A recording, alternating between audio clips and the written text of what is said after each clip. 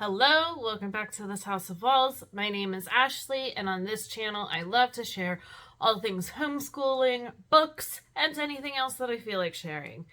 Today is all about the books that I read in the month of September. So as I'm filming it, it is the last day of September, and I just finished my last book that I'm going to be finishing. And it was a really, really good reading month. So overall, I read 9 books. My average is kind of like 8 books a month. So 9 is fantastic. September definitely didn't feel as slumpy as August, where I read a lot of audiobooks and it was kind of harder for me to physically pick up a book and read it. September definitely wasn't that way. I feel like there's a really good mix of what I physically read and audiobooks. So on that note, I'm gonna take a sip of coffee, set it down, and let's start talking books.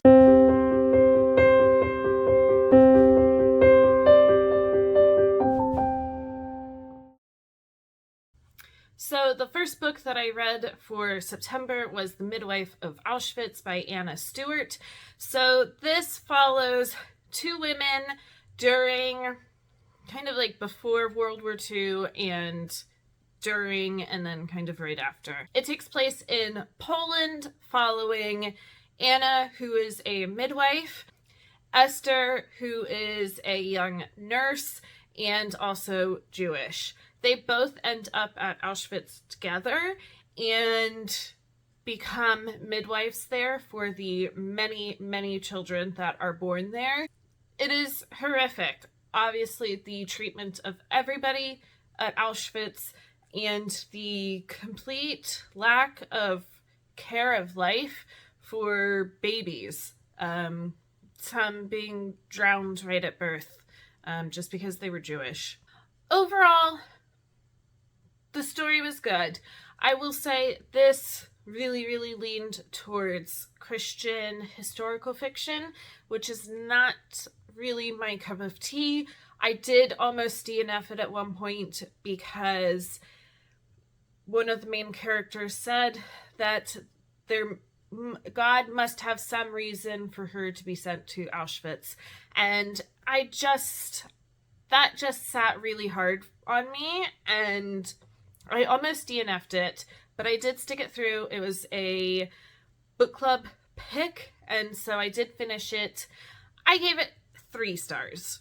My next book was Hamlet by Maggie O'Farrell. So this was another book club pick that I am in, and I really, really enjoyed it. I will say the majority of the people in the book club did not really like this book.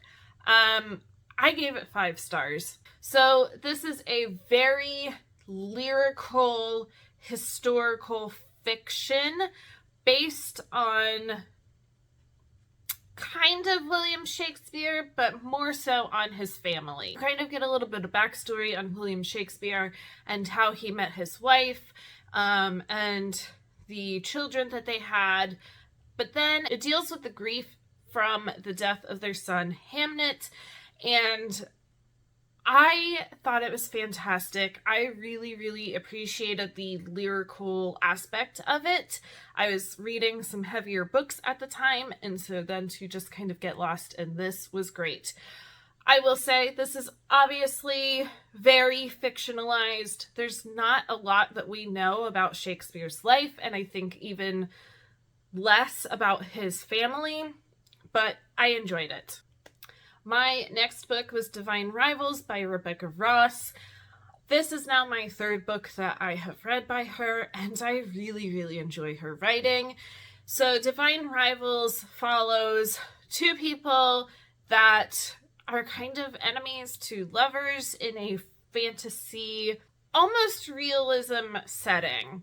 So you're following Iris, who is a young journalist at a newspaper, and her rival Roman, who again is a rival at this same newspaper. But there is a war going on. So this war, it feels like it would be World War II. but it's not. It's a fantasy world, but there are different kind of parallel things that you're like, this could almost be World War II. But this war is in fact fought by two different gods that have been warring for a long time. They both have awoken from their sleep and are warring. Then it goes from there. I really, really liked this book. I thought that the characters were fantastic. The growth that they both have during this book was great. I cannot wait for the next one to come out. I gave this 4 stars. The next book that I finished for September was Babel by R.F. Kuang. Wow. I did listen to this on audio, and I'm glad that I did. This is a very deep, very heavy book.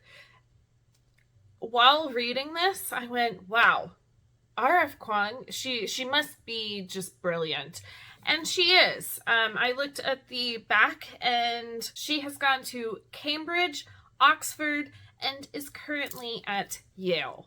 So she's brilliant, and it shows in this book. This book is a historical fantasy following Robin, who is a young boy orphaned in Canton and is picked up by an English professor and brought to London, where he studies languages. He then goes to Oxford for the College of Babel and studies language further. In this world, they use silver and language, mostly run by countries such as England, to kind of advance themselves in the world, but they really aren't using it, obviously, to help other situations, poorer countries, poorer people, anything like that. This book was deep and heavy. I had a little bit of a hard time reading it because there was that kind of realism to it, where this could have easily actually really taken place if this kind of magic system existed in our world. So I do give this one 3.5 stars. It just kind of fell flat for me, but I can totally appreciate the amount of knowledge that goes into this book.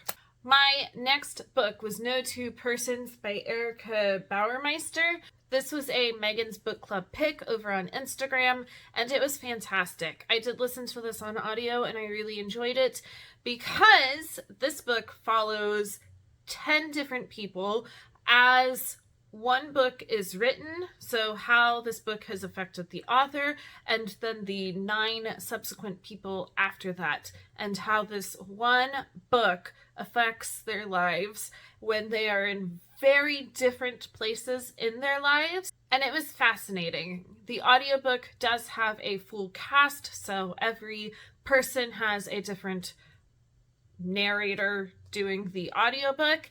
It was really good, really sweet, really touching, and just learning about different people and how one bit of writing can make such an impact. So I gave this 4.5 stars. My next book was Vampires of El Norte by Isabel Cañas, and this was fantastic. I do have the Hacienda by the same author that I'm hoping to get to this month in October, but I started with this one. So this is very much so a romance with vampires as enemies. You are following Nena, who is a young girl on her father's ranch, and she is attacked by something in the night.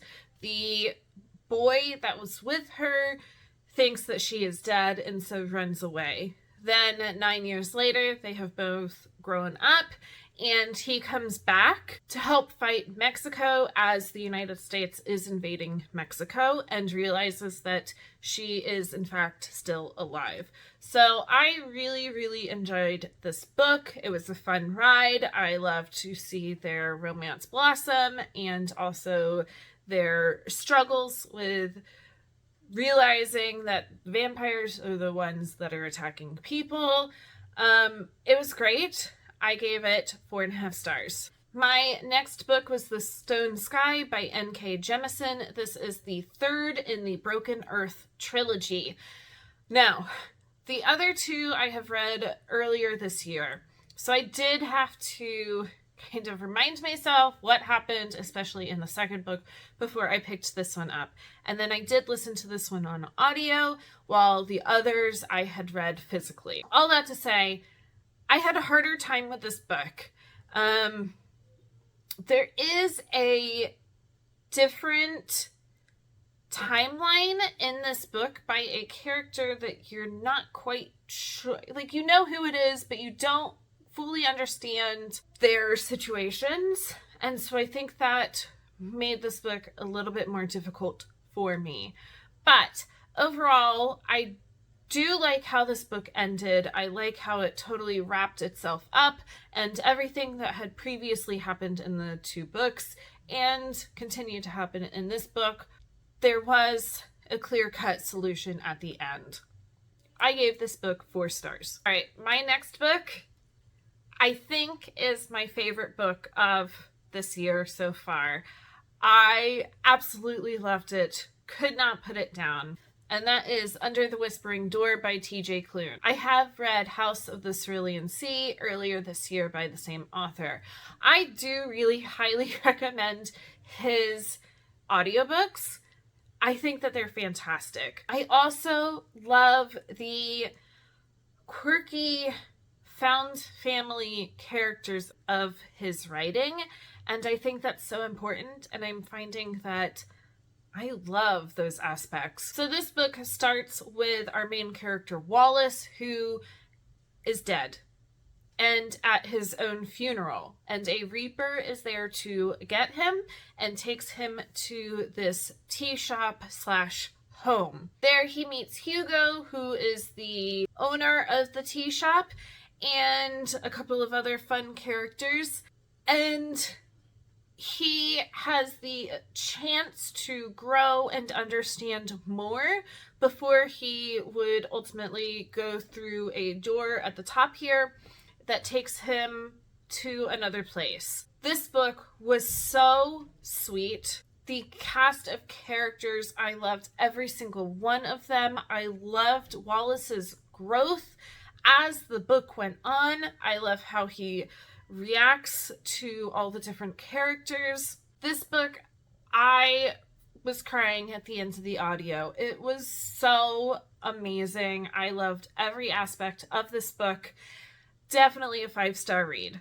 All right, my last book for September was A Prayer for the Crown Shy by Becky Chambers. So this is the second book in the Monk and Robot duology.